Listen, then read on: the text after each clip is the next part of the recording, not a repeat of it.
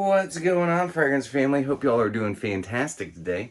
As you can see, I'm back at home, back in my humble abode amongst all my children. Yeah, it's pretty weird that I consider my fragrances my children, but that's okay. You're here, and I'm here, and that means that it is time for another Whiffs of the Week, week number 21. And this past week, since it was Christmas, I wore all the warm and cozy holiday fragrances that I could. So join me for the grand finale of the year, week number 21 of my Whiffs of the Week. Cue that intro.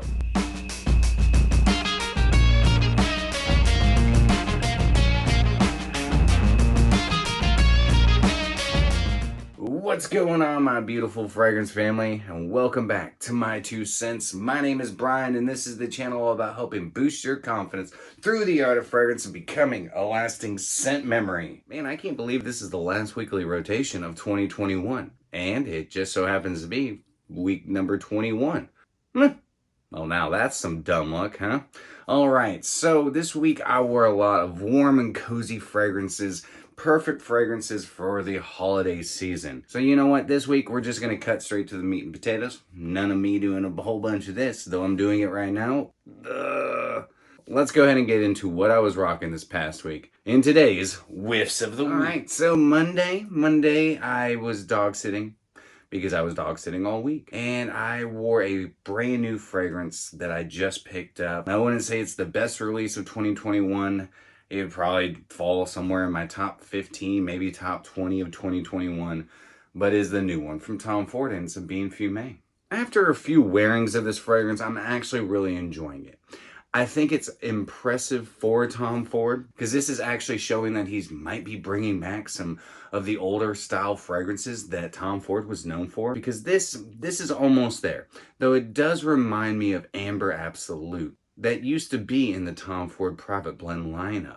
Not exactly, but it kind of reminds me of that. What's this fragrance all about? Well, it's all about Palo Santo wood, ebony wood, and smoky, spicy incense. It's a very ambery fragrance. Has a nice ambery sweetness through it, though it's not overly sweet whatsoever. In fact, it's a very mild sweetness. There's also some green notes sitting in the background, but it's really based around spicy, smoky, incensey woods. Long-lasting fragrance on my skin, leaves a very alluring scent trail, so I've been told. Like I said in my episode, if you have not seen that yet, I'll leave that at the end screen so you can go check that out. If I had sampled this before I blind bought it, I probably wouldn't have picked it up, but I'm glad that I did, because now that I've put some full wearings into it, I think this is a good addition to my Tom Ford collection. So on Monday, I let Tom Ford take me to church wearing a Parfum. On Tuesday, I was feeling classic.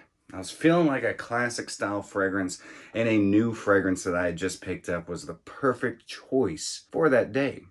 And I went with Darren Allen Perfumes, Chypre No. 1. Chypre No. 1, oh my god. This is such a 1920s, roaring 20s style Chypre. There's nothing modern about this. This is literally what Chypres used to smell like, what fragrances used to smell like back in the early 1900s. Oak moss, beautiful citruses, fruity champaca, beautiful real musks. This thing is such a powerhouse. If you like classic style fragrances, you definitely want to check out Darren Allen Perfumes. He's doing some fantastic work over there. Darren Allen is an indie perfumer. He spent 6 years training on just Chypres. And man, I'll tell you what, all of his training definitely stands out in this bad boy. I freaking love this. This is one of those fragrances that, yeah, I mean, it's classic. There's no modern twist to this. This is classic.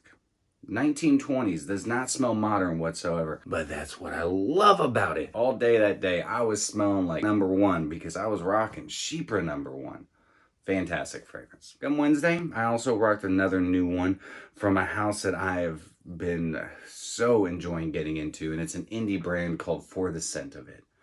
And the fragrance I wore was Wasteland Warrior. Blood orange, cedar, slightly smoky cedar, embery scorched resins that add this really nice embery sweetness to it. I love this fragrance. I'm in love with this fragrance. In fact, I asked it to marry me that Wednesday. It said no. It's okay.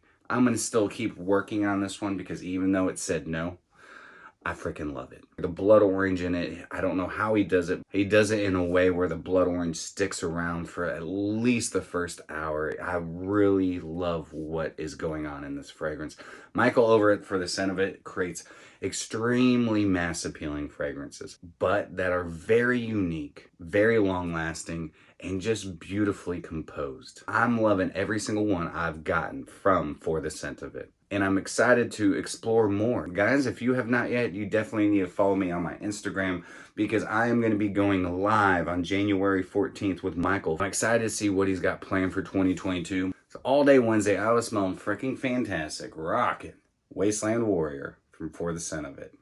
So on Thursday, I rocked a fragrance that is a fragrance you're not going to be able to get, and I do apologize. Terence Hughes sent me a bespoke fragrance, and it says right there, My2Scents EPD. I'm not exactly sure what EPD stands for, maybe experimental, I don't know. But Aaron created this for me, and I decided to call it The Journey, because every time I spray this on, I want to be reminded of why I'm on my journey in life. To meet amazing people such as yourself, such as Aaron, getting to know all the beautiful people in this fragrance community, such as yourself. So if you haven't yet, join this fragrance family. Hit that subscribe button.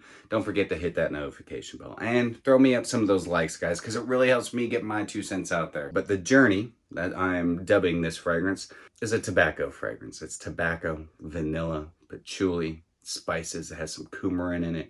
Fantastic fragrance. It creates something very unique and something very special for me. And I'm very excited to have this in my collection. And I'm going to use this sparingly because this is the only 30 ml I've got. So I'm going to cherish this and I'm going to wear it with pride. So Thursday, I did my live with Aaron on Instagram. It was such a fun time. It was so awesome getting to know him. I can't wait to see what 2022 has in store for Terence Hughes and what 2022 has in store for My2Scents. So Thursday, I was smelling unique because I had a fragrance, a bespoke fragrance created just for me. So thank you, Aaron, and thank you for all who joined that Instagram live. It was freaking awesome. Okie dokie, now we're on to Friday. That's Christmas Eve. So what did I wear on Christmas Eve? I wore my Christmas fragrance, Winter of '99.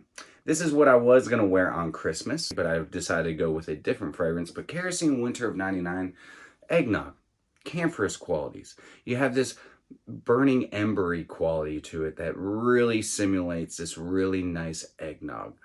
There's also a molasses accord in here. There's nutmeg and nice spices. Just think of eggnog spices. It smells like Christmas.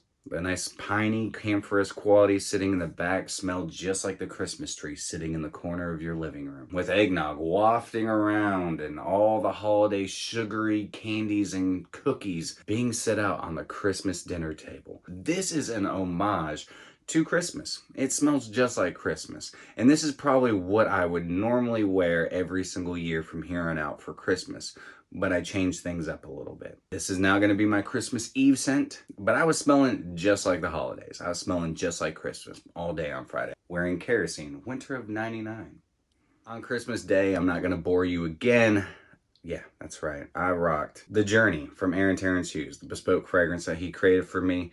I had to, because I wanted to wear something very special, something very unique, and one of the best Christmas presents that I got this season. I spent all day with my parents. We just spent some time together watching some Christmas movies. It was nice and quiet, nice and quaint, warm and cozy, and I was smelling the exact same.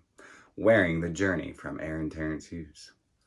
Now we are on to Sunday, the last day of the week. Even though this isn't technically the last week of the year, because next week will be the last week of the year, it's technically the last full week of the year. And yesterday, I rocked the new one from Orto Parisi, QOEM, or QOEM, however you want to say it.